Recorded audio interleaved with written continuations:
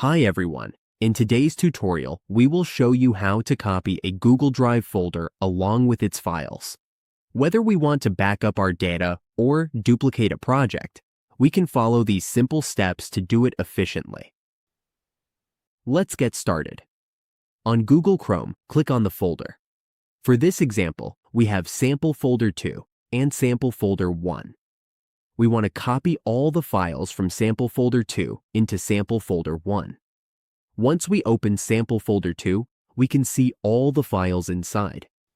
We need to select all the files. Then, on the keyboard, press Ctrl+C.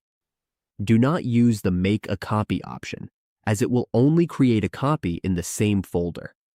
We should press Ctrl+C and then go back to our drive. Next, go to Sample Folder 1. Here, we press Ctrl+V. As we can see, it is copying 3 files. And that's it.